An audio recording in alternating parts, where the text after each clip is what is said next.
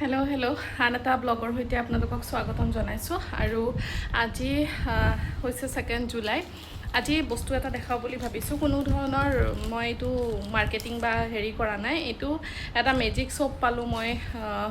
ফেচবুকতো viral হৈ আছিলে আৰু মই এপতো দেখি আছিলোঁ। আচলতে মেজিক এইটো শ্বপ নহয়, মেজিক ব্ৰাছ। সেই ব্ৰাছডালেদি কি হয়, সৰু বাচ্চা থাকিলে ঘৰত প্ৰায়ভাগৰে এইটো সমস্যা যে ৱালত আঁকে নতুবা কিবা কিবি দাগ লগায়, গতিকে সেইসমূহ সম্পূৰ্ণকৈ মুছা যায় বুলি এডটো পাইছিলোঁ। গতিকে মই আগতেও কি কৰোঁ, এনেকৈ দাগ লাগিলে অকণমান চাৰ্ফ পানীত তিয়াই এনেকৈ মুচি দিওঁ। কোনো ধৰণৰ অনলাইন এনেকুৱা লিকুইড অনা নাই, কিন্তু এই শ্বপটো পাই যিহেতু ৱালত চাৰিওফালে দাগবোৰ লাগি আছে, গতিকে মই আনিলোঁ। মই আপোনালোকক দেখাওঁ ৰ'ব বস্তুটো। হৈছে এইটো এনেকুৱা ধৰণৰ আহিব। মই পানীত তিয়াই অকণমান এনেকৈ আতি ল'ব লাগে। তাৰপিছতে এনেকুৱা পেকেটত 4টা আহিছে। এয়া 4টা আহিছে, 2টা আছে, মই 2টা উলিয়াইছোঁ। আৰু আমাৰ ৱালবোৰ চাওক, এইখিনি মই মুচিছিলোঁ। এইখিনি আচলতে যিহেতু কাম নিদিয়া নহয়। আগতে ডাৰ্ক হৈ আছিলে, অকণমান লাইট হৈছে, কিন্তু ইমানো কাম নিদিয়ে। বহুত সময় এনেকৈ মুচি বহুত সময় লাগে, কিন্তু বস্তুটো অনুপযোগী নহয়, বস্তুটো উপযোগীয়ে গৈছে। এইবোৰ প্ৰায় গৈছে, অকণমান সময় লাগিব। যিহেতু এইটো পুৰণা দাগ, লগালগ দিয়াৰ লগে লগে মুচা নাযায়। মানে লগালগ যদি লাগাৰ পিছত মুচি দিলোঁ হয়, হয়তো গ'লহেঁতেন। গতিকে অকণমান লাইট কালাৰ হৈছে, ইয়াতে লাগি আহে। আৰু আছে আপোনাৰ এইবোৰ দাগ দেখিছেনে? এইবোৰ ছোৱালীয়ে আঁকিছে। ছোৱালী নহয়, আমাৰ তাইৰ দাদাকেও আঁকিছে। এইবোৰ দুয়ো ল'ৰা ছোৱালী মিলি এইবোৰ আঁকি থাকে। আৰু সৰু বাচ্চা থাকিলে এইটো স্বাভাৱিক কথা, আমি তাহাঁতৰ ওপৰত খং কৰি লাভ নাই। যিমান বৰ্ড দিলেও ৱালত আঁকি কিবা এটা ফূৰ্তি পায় তাহাঁতে, গতিকে ৱালত আঁকিবই। তাৰ কাৰণে মাৰধৰ কৰি লাভ নাই, আমি অপশ্যনেল উলিয়াব লাগিব। সেইবাবে মই এইটো অৰ্ডাৰ দিছিলোঁ। মই কোনো মাৰ্কেটিঙৰ কাৰণে কৰা নাই দেই, মই বস্তুটো আপোনালোকক দেখুৱাইছোঁ।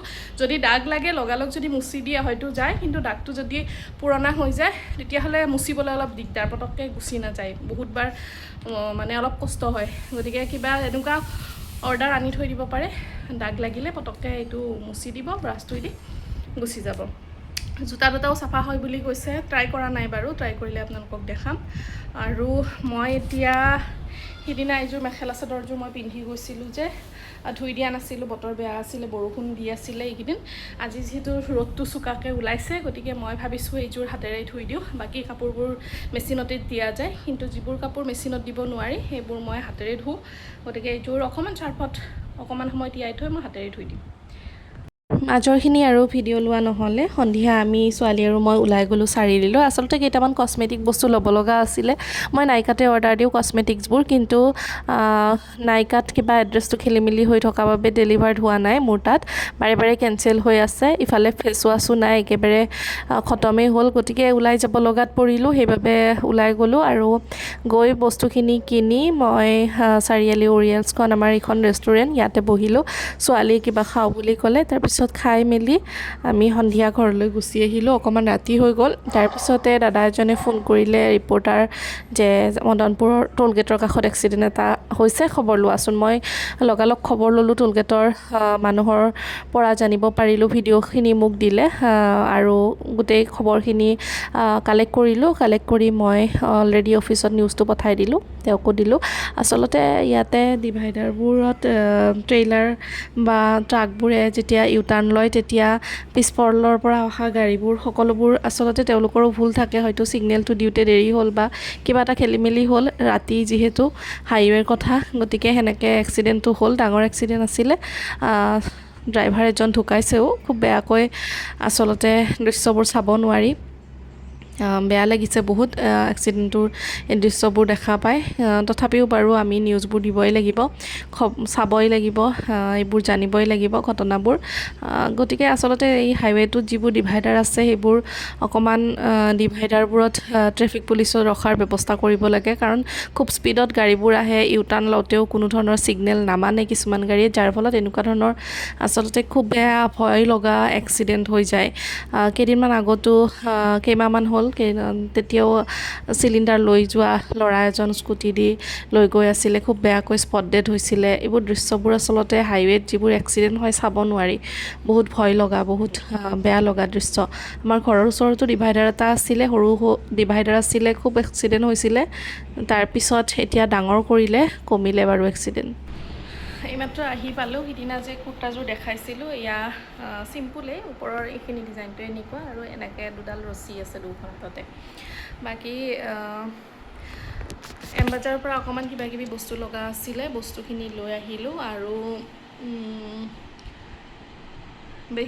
বেছি একো নাছিলে। আজি যিহেতু বৃহস্পতিবাৰ, গতিকে আমি মানে দিনৰ সময়খিনি এটা ব্ৰতত থাকি সন্ধিয়া 6টা 6:30 মানত ব্ৰতটো ভাঙোঁ। ৰাতি এতিয়া খানাৰ যোগাৰ নাই। আজি ৰাতি কেতিয়াবা বহুত বেছি সোনকালে 5টা 5:30 মানত খোৱা গ'লে ৰাতি খোৱা হয় কিবা ৰুটি বনাই। এতিয়া আজি যিহেতু অলপ দেৰিকৈ খালোঁ, গতিকে ৰাতি মানুহজনেও নাখাওঁ বুলি ক'লে, ময়ো নাখাওঁৱেই। গতিকে আৰু ৰাতি স্কিপ কৰিব পাৰিলে, লাইট ফুড খাব পাৰিলে এনেও ভাল। বাকী ছোৱালী ইটো লাগে সিটো লাগে, তাই ক্লে লৈছে। আৰু কি কিনিলোঁ, আৰু মোৰ এইবোৰ পাকঘৰৰ সামগ্ৰী কিবা কিবি, এইবোৰ ভীম, লিকুইড জেল, এইবোৰ গাখীৰ 1 পেকেট, এনেকুৱা এমবাজাৰৰ পৰা বেছি একো কিনা নাই। এমবাজাৰৰ পৰা মই এখন ডিছ এখন আনিছোঁ। এতিয়া গৰমৰ দিনত ফ্ৰুট কাটি খাবলৈ ভাল, এখন ডিছতে গোটেইখিনি আহি যায়। গতিকে আৰু বেছি বিশেষ একো কিনা নাই। এইখিনিয়ে বজাৰ।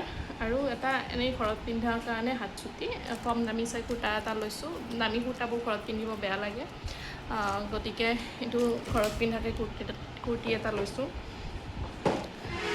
গতিকে এইখিনিয়ে আছিলে আজি সন্ধিয়া ওলাই গৈ। বহুত বেছি বজাৰ নহয়। আমাৰ জেমছে এনেকৈ পেট পেলাই শুই আছে। জেমছ সি এনেকৈ শুই থাকে। ওপৰত বেছি গৰম যে, তলত এনেকৈ ঠাণ্ডা পায় অকণমান। ফেনখন দি থ'লে সি ধুনীয়াকৈ পৰি যায়, এনেকৈ শুই থাকে। তাৰ এটা গুণেই বেয়া, সি য'তে ত'তে পেচাব কৰে, মানে বিশেষকৈ বাৰাণ্ডাত পেচাব কৰে। ধুনীয়াকৈ মুচি মেলি থৈ দিওঁ, সি আকৌ মানে বাৰাণ্ডাখনত য'তে ত'তে পেচাব কৰি দিয়ে। সেই গুণটো তাৰ বহুত বেয়া। আৰু মই চুলিখিনি স্পা কৰালোঁ। সেইদিনা মই স্মুথনিং কৰাইছিলোঁ যদিও মই স্পাটো কৰোৱা নাছিলোঁ। স্পাটো নকৰালে চুলিখিনি স্মুথনিঙৰ হেভি ক্ৰীম ন সেইবোৰ, গতিকে চুলিখিনি অকণমান মানে ৰাফ হৈ থাকে। সেইবাবে মই স্পাটো আজি কৰালোঁ। গুৱাহাটীত এনেও স্পাৰ দামবোৰ বেছি লয়, ইয়াতে অকণমান কম লয়, একেটা স্পায়ে। আৰু আজিৰ ভিডিঅ'টো ইমানেই, একো দেখাব নোৱাৰিলোঁ আজি এইখিনিয়েই। গতিকে আপলোড দিওঁ যদিও আপোনালোকে এইখিনিয়ে দেখিবলৈ পাব। কালি আকৌ এটা নতুন ব্লগৰ সৈতে লগ পাম।